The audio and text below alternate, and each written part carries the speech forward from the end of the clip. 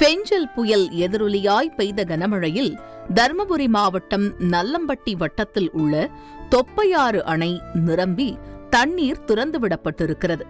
தொப்பையாற்றின் குறுக்கே கட்டப்பட்டு வந்த தரைப்பாலம் அடித்துச் செல்லப்படும் அளவுக்கு வெள்ளம் கரைபுரண்டோடிய நிலையில் அச்சமயம் ஆற்றை கடக்க முயன்று அர்ஜுன் என்ற இளைஞர் அபாயத்தில் சிக்கிய நிலையில் அவரை உயிரை பணயம் வைத்து மீட்டிருக்கின்றனர் மீட்புப் படை வீரர்கள்.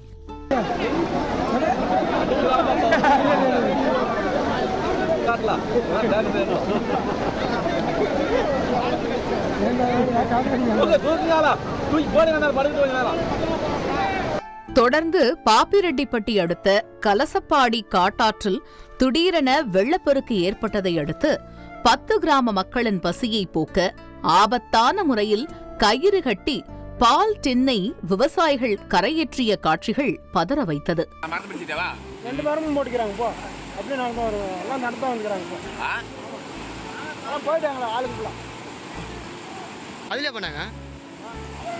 இதனிடையே சேலம் மாவட்டம் அணைமேடு பகுதியில் உள்ள 2 கிராமங்களில் வசிக்கும் 20க்கும் மேற்பட்ட வீடுகளை காட்டாற்று வெள்ளம் சூழ்ந்து மக்களை தத்தளிக்க விட்ட காட்சிகள் கலங்கடித்தன.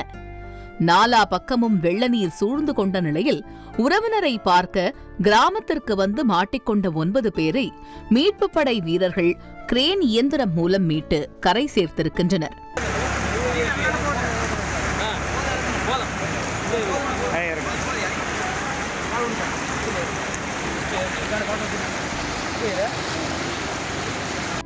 இதேபோல் புதுச்சேரி மலட்டாரில் வெள்ளப்பெருக்கு ஏற்பட்டு பண்டசோழநல்லூர், கரையாம்புத்தூர், மணப்பட்டு கிராமங்களுக்குள் புகுந்த வெள்ள நீர் சுமார் 500க்கும் மேற்பட்ட குடியிருப்புகளைச் சூழ்ந்து மக்களை திக்குமுக்காடச் செய்திருக்கிறது. இதனால் பண்டசோழநல்லூர், சொரப்பூர் இடையே போக்குவரத்து துண்டிக்கப்பட்டது.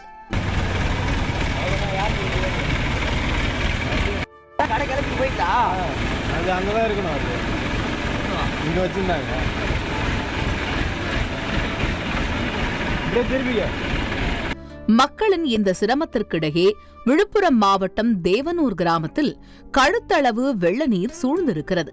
இந்த அபாயத்தில் 3 மாத கைக்குழந்தையை ஆறுமுகம் என்ற இளைஞர் பாத்திரத்தில் வைத்து தலையில் சுமந்து மீட்ட காட்சிகள் நெகிழ்ச்சியை ஏற்படுத்தியது.